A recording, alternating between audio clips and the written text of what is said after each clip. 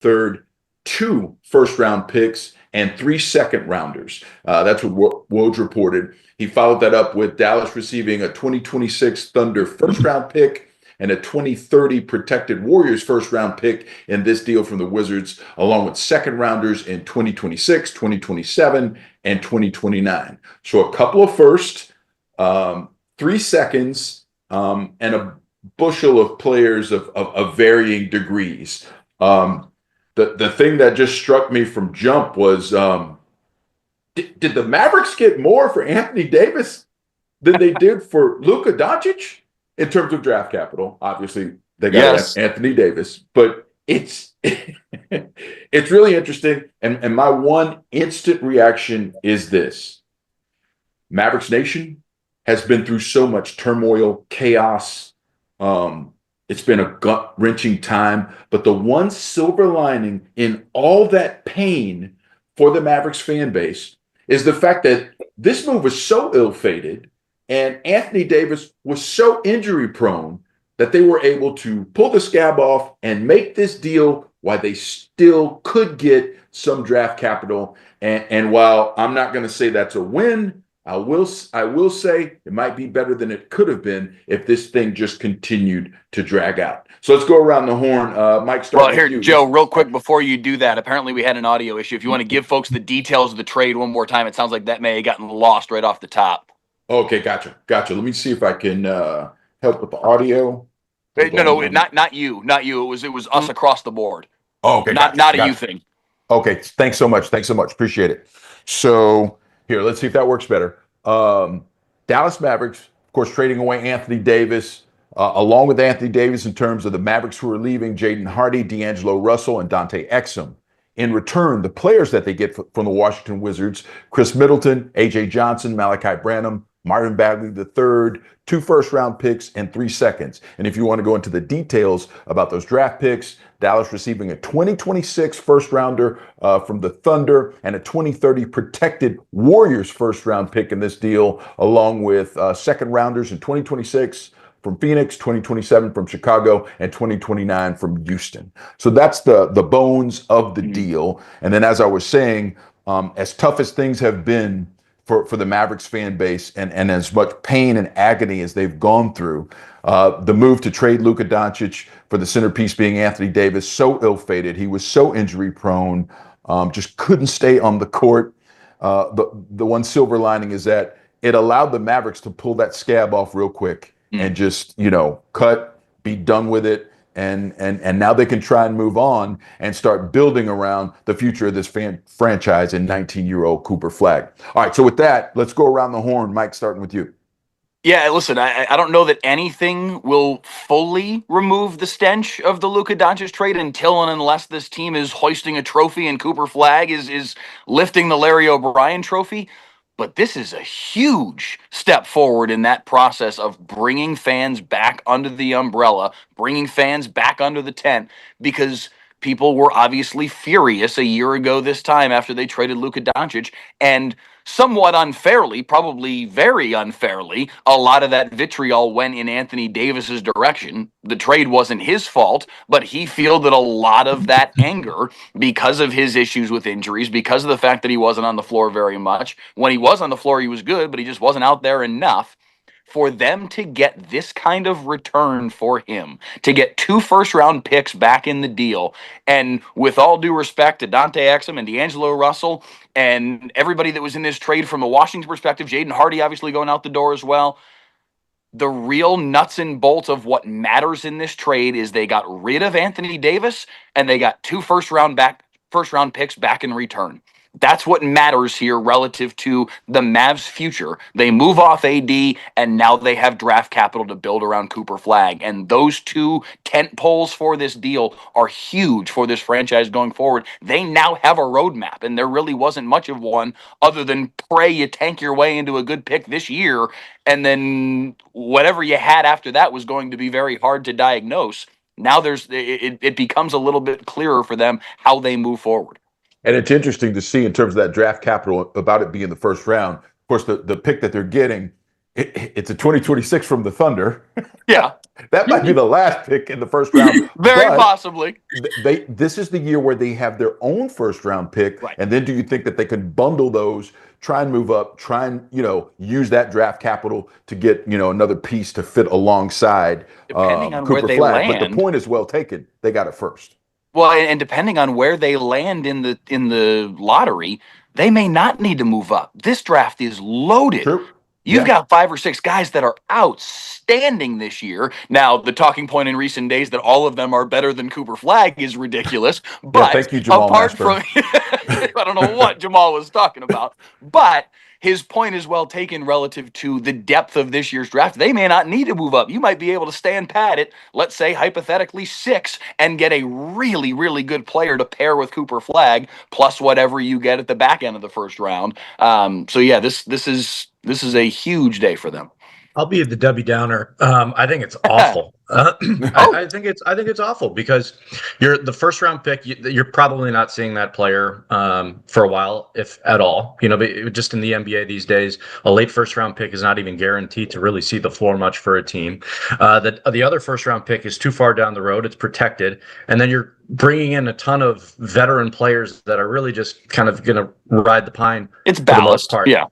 Right. So yeah, there's nothing in the return that makes me go, wow, or, oh, that's worth a 10-time All-Star. What if I sold you on this, though, Jonah? What if I sold you on the fact that if they just get close to those 5 or 6 players who we all believe can be difference makers, if the extra pick is enough to go up, that's the one thing that I think could make sense. Right, and that's why it's kind of hard to grade these trades 20 minutes after they're made, as opposed to in a couple of months. And we could certainly revisit it when the ping pong balls are selected. But at the moment, I don't see how it really makes the Mavs better short term or really long term, unless you're absolutely nailing a pick in the late first round, or unless you're able to move up with the pick. I'm more, I think, frustrated with the trade because Washington, their roster is loaded with young, talented players. And they've got a bunch of young guys that are not seeing as much playing time as they probably should, just because they have so many of them. And there's not one of them coming back in this deal. I mean, I can go up and down the list. I mean, they were obviously not going to kind of unload some of their lotto picks from the last few years, but from Bub Carrington to Keyshawn George, Bilal, Alex Sarr, Cam Whitmore. I mean, any of those guys would have at least given the Mavs a young player with a bit more of a ceiling, as opposed to just a collection of vets.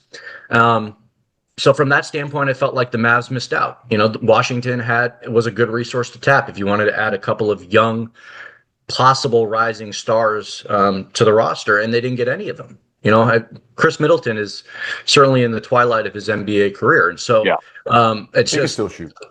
Yeah, he can shoot, but I mean, he's on the in terms of building to the future, I would have loved to see the Mavs get one of those younger guys in this deal, as opposed to kind of just unloading AD like they did. And the struggle is, now you look at the Luka Doncic trade in its finality. The Mavs traded Luka Doncic for a handful of first round picks, but none of them are, really potentially lottery picks. Mm-hmm. And so it just looks worse. I thought it couldn't look worse the day after. I thought it couldn't look worse when AD went down the first time or the second time. And somehow this trade continues to be one of the worst trades in sports history, the further and further away we get from it. I would just like to personally thank Matt Riccardi and Michael Finley for doing it during daylight hours and not having this trade take place at midnight. But Jonah, to your point, Michelle was at a party. whoa! I was 10 minutes into the party. Okay. Birthday party, by the way, best friend. Anyways, you were just Saturday night. You can do what you want. Jonah, I just left the station. Jonah's point about how, this doesn't help the Mavs really in the short term or long term. I think in one way it does, only from the perspective that Anthony Davis was going to demand, or at least Rich Paul was going to try to demand, a long-term extension for him this offseason. And if the Mavs weren't able to trade him now and they had to wait until the offseason, God knows like how many more games he'd actually play this season.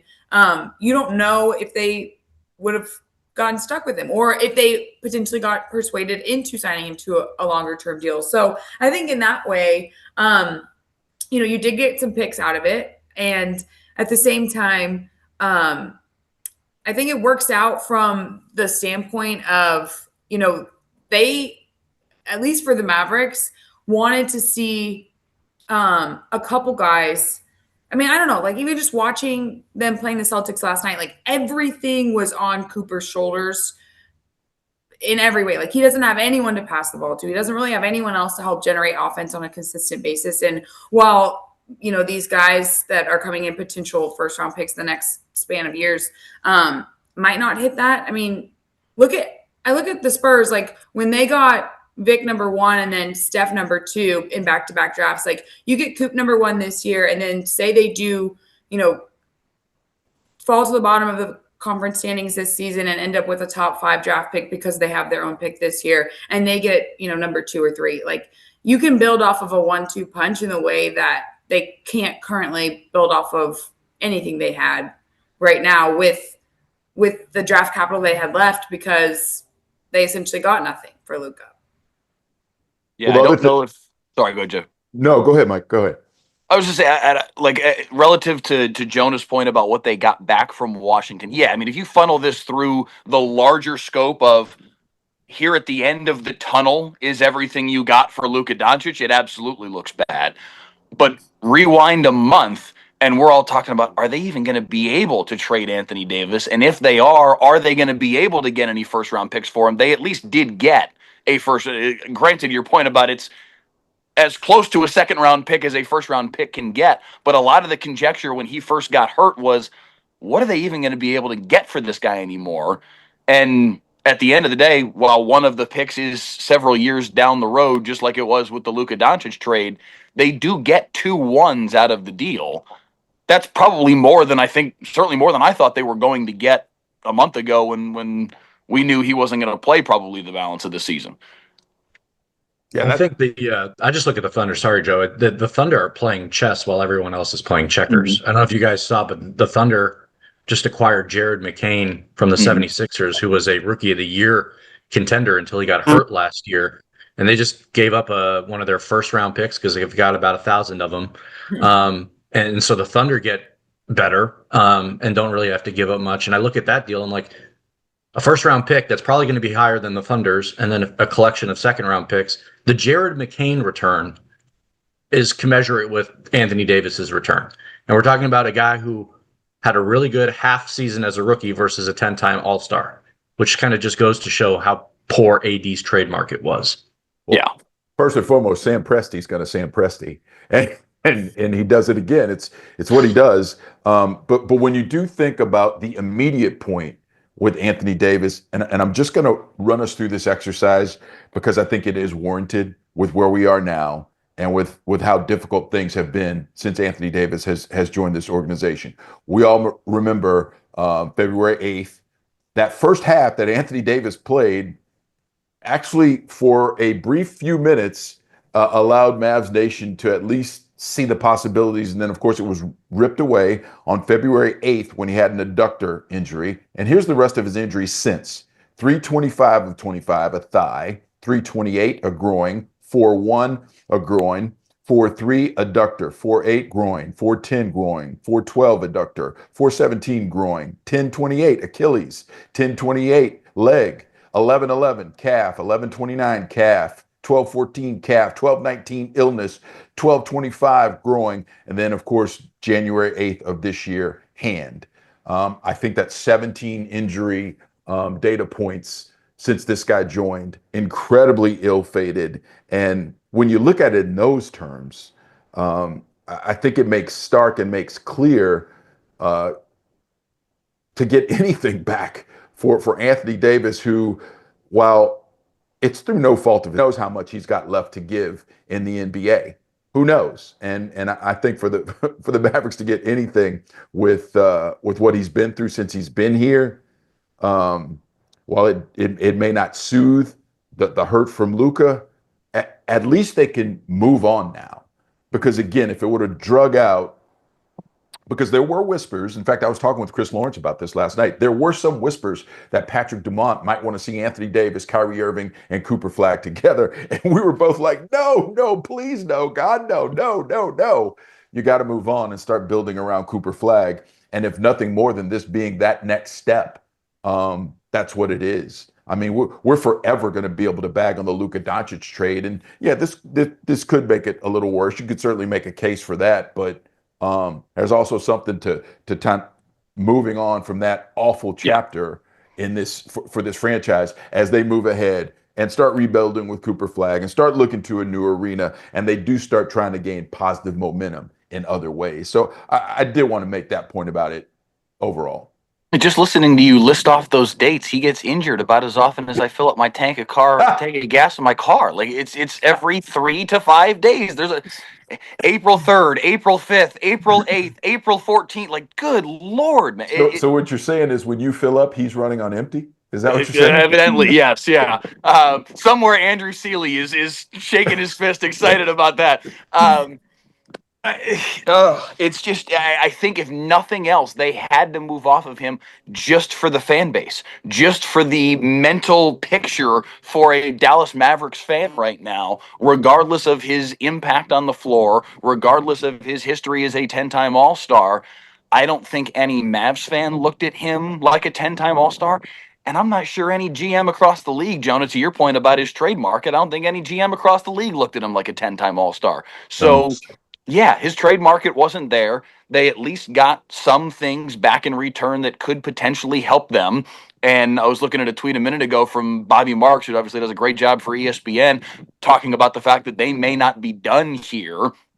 He said they now have the resources, obviously their lottery pick and a late first, financial and roster resources to build around Cooper Flag. He said they're going to have $150 million in guaranteed money next year, way, way below the tax and the apron. They've dropped below the luxury tax and both aprons for this season as well. And now they have the flexibility in the next 24 hours or so leading up to the trade deadline to continue building up draft assets. So maybe there's another pick coming, if it's for Klay Thompson or if it's for Najee Marshall. I know Najee said he doesn't want to leave, but this is a business, and that may be the way that the Mavs have to go here. We'll see what this picture looks like in totality once the trade deadline has come and gone, but I do think this is a big step for the franchise just in terms of maybe now, again, it's the stench of it all. Maybe now that starts to leave the AAC just a little bit, and Mavs fans may want to start to clock back in. Well, and if you think about, go ahead, John. Well, just quickly, like they were top 5 in salary requirements this season, and bottom 5 in output or wins. So I think at least if anything, it gives them some flexibility to build around Cooper Flag. Whereas before this move, they really had their hands tied, and it felt like they had their hands tied moving forward too, if they couldn't get rid of Anthony Davis. So, yeah, to that point, Mike just pointed out some of the numbers, salary-wise and cap-wise, but and even tax-wise. But yeah, I feel like if they had done nothing, or even if they had just moved some of the pieces, say it was like the Jaden Hardys and the Dante Exums that go, we've heard all season, or I guess up to this point in the season, rumors about some of the bigger names, Anthony Davis, obviously, but then Klay Thompson, Daniel Gafford, even Najee Marshall. And those would move the needle at least more so than the other guys that were bucketed in this trade with AD who got shipped out. But it wouldn't have really given them any more flexibility now, at least, even though these aren't great picks. It gives them some flexibility to build around Coop, whereas they had really none before. Well, I think, remember, a lot of the Mavericks roster construction was built for Luka Doncic. Yeah. And so they're having to now rebuild a roster around Cooper Flag where they're different players, right? And they do different things well. And so the roster construction has to look different. It's not just a bunch of 3-and-D guys necessarily that, paired with Luka. And so what they're going to be looking for next to Cooper is and will be different than what most of their roster has been for the last 7 years. And so this was this reconstruction was necessary at some point, right? I mean, you can keep your top end talent like a Kyrie, or they could have kept AD if they really wanted to, but if they're going to fully, turn this roster over and try to build around a different type of talent, these are the kind of things that they have to do. And at this point, I think if you're the Mavs front office, it's a fire sale. It should be, right? I mean, unload any player that doesn't fit what this team is trying to do for the next 5 years. It's not a what have you done for me? It's what can you do for me next? And that kind of goes to the point with AD being, a 10-time All-Star. That's all great. But the reason his trade market was depressed is because he's not the same player he used to be. You're trading for what you're going to get, not what, that player had previously. And so, if you're the Mavs, I think you kind of look at, maybe we've got a handful of players that we envision long-term as being a core part. I would think that's Cooper Flagg. In theory, it's Kyrie. Derek Lively, I know he's had injury issues, but I think if he's able to be healthy, he gives you that big that you need there. And so Ryan Nembhard, and then after that, it's go out and build, right? You've got the money, and you have a star that players might want to come play alongside, which is also a selling point. So I don't think this is probably just the tip of the iceberg when it comes to the Mavs turning this roster over the next handful of months. At least it should be. And also on top of it, it is Tankathon 2.0, baby, because coming down the stretch here, February 4th, we got maybe 2.5 months left in the season. This team is not going to be competitive. I would be surprised at this point if Kyrie comes back. I don't see there being any point to that. No point. Let him fully heal, get him ready for next season, and in theory, put the Mavs in best position to get one of those top 6 picks in the upcoming NBA draft. Here's where this lands. It's a 5-player draft. It is a 5-player draft this year. I was wrong earlier when I said 6. It's a 5-player draft coming up. Right now, the Mavs are 7th in the Tankathon standings. You don't want the 6th pick in the draft. You want to be in that top 5. And if you are, you're getting a guy that a lot of people feel like is terrific. Kingston Fleming's the kid out of Houston, is who they've got right now in that 5 spot. Caleb Wilson from North Carolina. And then the top 3 are kind of ridiculous. Cameron Boozer from Duke. And then the 2 kids in the Big 12 that played one-on-one the other night, AJ DeBonsa and Darren Peterson from Kansas. That's your 5 right there. You get one of those 5 to go with Cooper Flagg. Now you're cooking with gas real fast. But can you get into that top 5? Right now, they're 3.5 games behind. I'm trying to get it to pull back up. Washington's in the 5 spot right now. So how much does AD play? How much does that impact perhaps? Does he play again this year? I don't know. They are 5.5 games clear of Dallas right now. Utah is in the 6th spot, 3.5 games quote unquote ahead of Dallas in the Tankathon standings right now. So Dallas has got either ground to make up, or they're going to have to use that second one to try and jump into that top 5. The other thing to think about now is, with Anthony Davis going, there were none of the other, and we'll call them premium tradable assets that the Mavs have on their roster currently that were included in that deal. So I'm talking about Klay Thompson, Daniel Gafford. Obviously, Najee Marshall might be at the top of that list with the way Najee's been playing lately and playing this season. I think there are a lot of contenders who would love to have Najee, as he's playing right now, part of their lineup. He can get into the lane. He's great in transition. He's been hitting that little floater. His float game's fantastic. The one question for me is, I'm curious, because I think all those are obvious, tradable assets. I'm curious what the Mavericks will do with PJ Washington after they signed him for the longer-term deal. Where does he fit? Do they see him fitting? I feel like, especially lately, he has been so in and out of the lineup, and every time he comes in, it's a little nick, it's a nag. Obviously, he's in concussion protocol right now. He's the one curiosity spot for me, the one that's not readily apparent what they would like to do with. So those are the tradable assets. And again, if you can get more draft capital, perhaps that can add to that fuel to try and get you, towards the top of this draft, to add a running mate immediately in the immediate term, for Cooper Flagg. The other positive for the Mavericks right now is, with all that, cap space and not being, in apron hell, so to speak. They can make more moves and they can spend more money and they can buy talent and get talent, in the free agent market as well. So it continues to be an organizational reset. And for that reason alone, I'm good with the deal. I'm good with it. Just because this tweet just came across my timeline, StatMuse. AD as a Mav, 20.2 points per game, 10.8 rebounds per game, 1.8 blocks per game, 29 games played. And the tagline of the tweet is "End of an error." ERROR? Yes, sir. Yeah. I wonder if the Warriors might make a call on Clay. Interesting.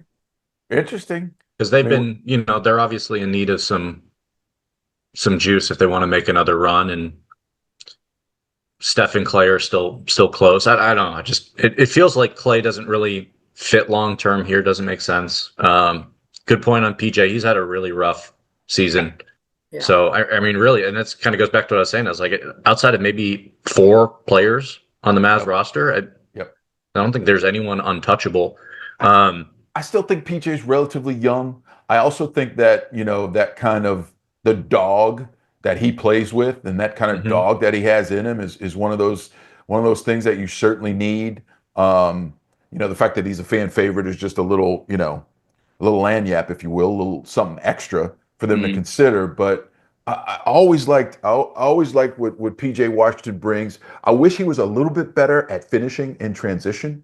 That's the one. That's my one critique of his game I have. But everything else that he brings, especially on the defensive end, I think he's still young enough that they probably would keep him in the fold. But he'll be one of those curiosity points that I'll be following closely as they continue to reconstruct the roster. I mean, listen, it's, with the trade deadline fast approaching, they got to make calls to teams that are trying to, add some players to get over the hump. And that's not necessarily a bad situation for the Mavs to be in. Can you trade off Clay for a young player that's buried on a good roster? And there are teams that have a lot of good young guys that just really can't crack the lineup because there's good players in front of them. So, if you make some calls on some of the teams that are trying to make a run that are, at the top of their class, then, I look at the Bulls, honestly, and they have about 1,000 guards that can't all see the floor at the same time. I'm not really quite sure what they're doing with that roster construction after their trades yesterday, but I could certainly see a couple of those guys in a Mavericks uniform at some point. From what the Mavs need, that would be super intriguing to me. Should the Bulls try to, add some veterans, but it seems like the Mavs are not alone in the tankathon race, that everybody's really trying to, if you know you're not going to the playoffs, you're trying to land into that top 5. So, they're going to have company on the journey to the bottom.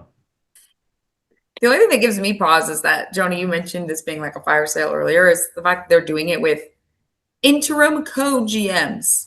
If these two guys they're going to do their best to construct the roster the best way they can for all of the next couple months. Like, when do you get a permanent singular general manager running the show? And how does his vision then have to layer in on top of what these guys have done in the interim? It continues to just be a little bit of a swirl. I wonder if I wonder if the allowance to make this trade is a signal in any way, shape, or form that one of these two guys is going to be the guy. Yeah. I wonder, just a curiosity, but the fact that that ownership said, okay, go ahead. Maybe that signals where they're leaning anyway, perhaps. Well, we know that they allow their front office execs to make big trades. So, for good or for awful, or for the most awful of all time. Yeah.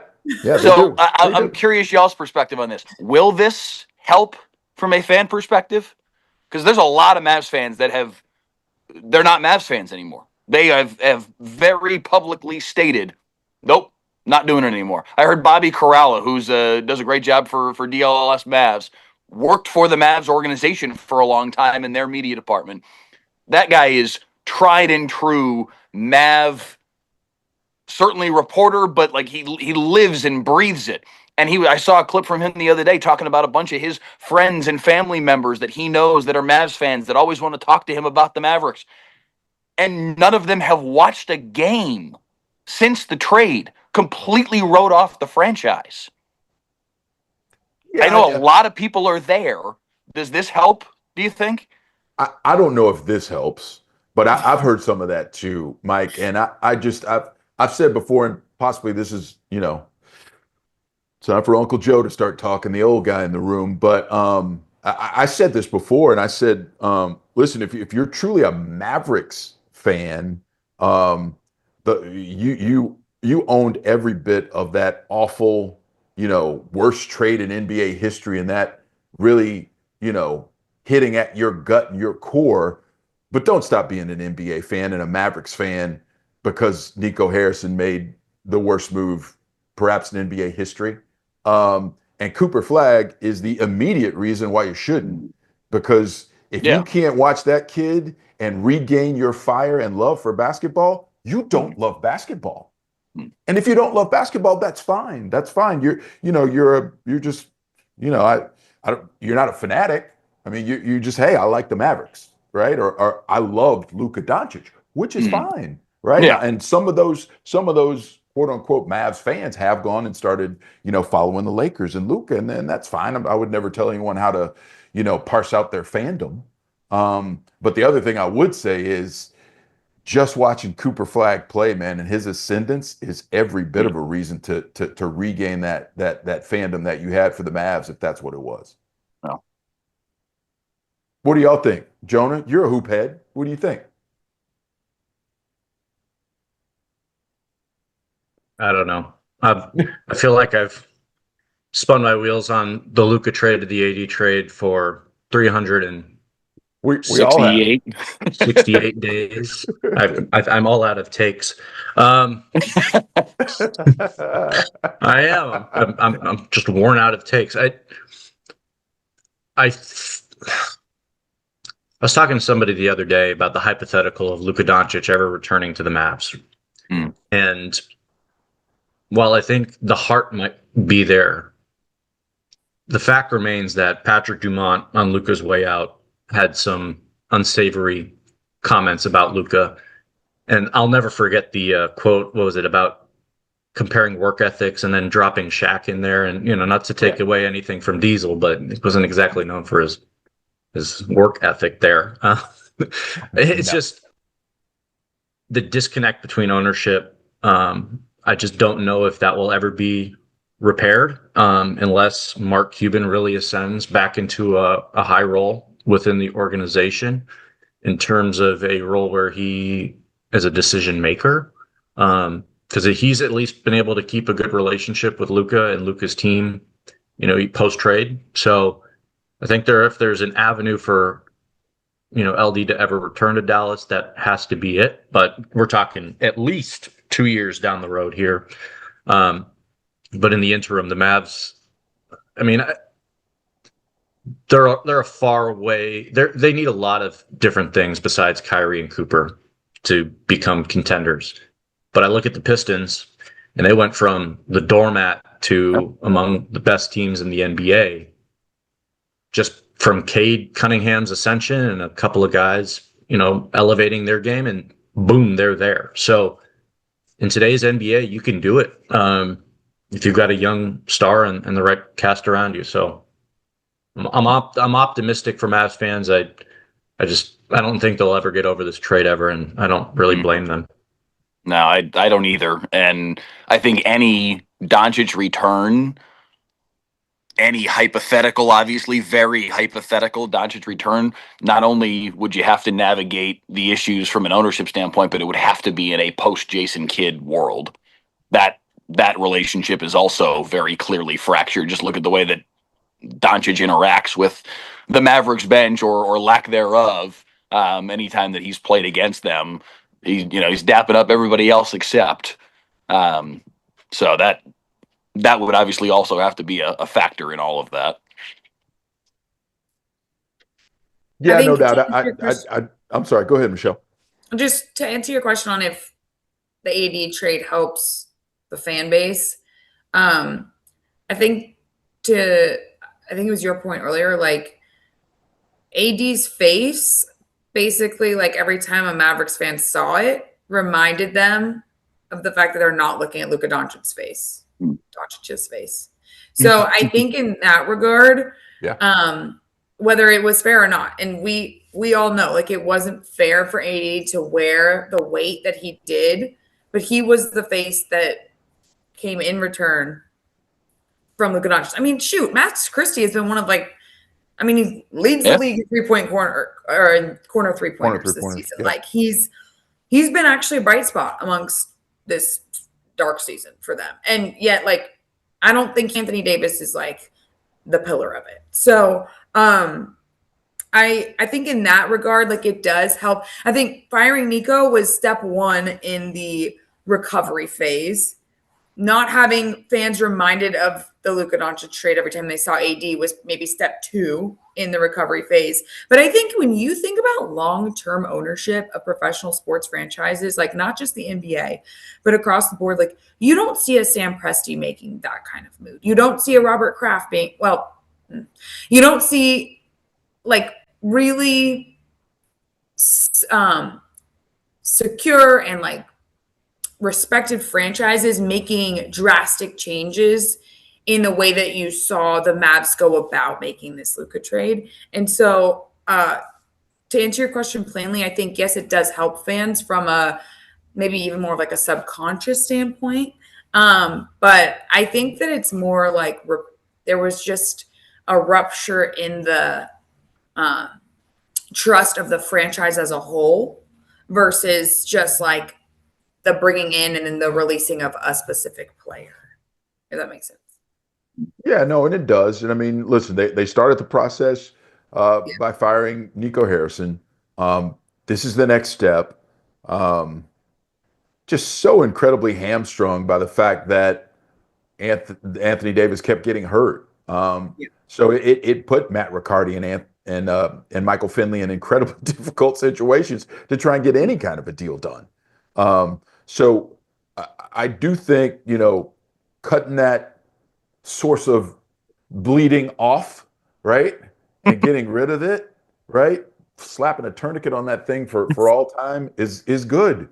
Is good. And, unfortunately, we have to revisit, the Luka debacle because it is Anthony Davis. There's no getting around it. And that's always going to make it hard for Mavericks and the fan base. There was incredibly, I was trying to very quickly count this up to make sure that it's correct. But if it is correct, you want to talk about stark. Mike, you mentioned how Anthony Davis played 29 games with the Mavericks. Luka Doncic has 29 games this season with 30 plus points. So that's where we are. And he's led the league, all season in scoring? Yeah. So that's where we are. End of an era is amazing. That is amazing. That's amazing. Is it truly the end? Or the end, if nothing else. And we're going to follow these draft picks and all the capital that comes from this to the nth degree, to find out, what it all means. But as it stands now, for Luka Doncic, the Mavericks have Max Christie, as you said, bright spot up and down, but bright spot overall, as you pointed out, Michelle. They got the 2029 Lakers first round pick, the 2026 Thunder pick, the Warriors 2031 pick, if it's 21 through 30, and 3 seconds. And, I would tell you that's like getting one really solid pick, the Lakers first round pick in 29. And that's crazy. And that is crazy. It's crazy. I mean, in terms of trying to rank how big of a fumble that is, I don't know if it's on the chart. I don't know if we have a scale that could effectively communicate how big of man, it's just error. Yeah, and you're right. And Jonah, you brought up a good point too, man. Even just reopening that Luka Doncic wound, for lack of a better Over and term. over, yeah, over and over Yes. again. They just, I Yeah. feel like Mavs fans, they're like, move on. How? At every turn, Yeah. it just feels like there's something new and stupid to remind you of it. It's just, Right. I Yeah. feel for Mavs fans. I hope that a day comes where they can truly get over it, or at least most of them can get over it. But it's still not today, and it still hasn't been any time in the last 367 days or whatever. Mr. Gino in the YouTube comment says, "Let the healing begin." Maybe. Yeah. Yeah. Yeah. There's still Just a little bit. you got to hope you luck out with this draft coming up, right? You just got to hope somehow, some way that It's the NBA. That's possible.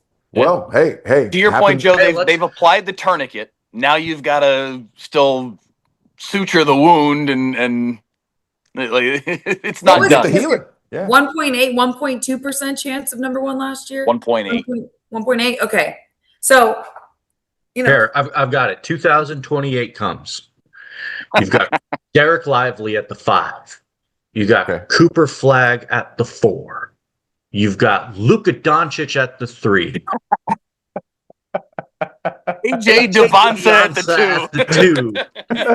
And Kyrie at the 1. I don't know how much money that whole lineup will cost at that moment, but could you imagine? Yeah, you could only imagine. You could only imagine. You could only imagine.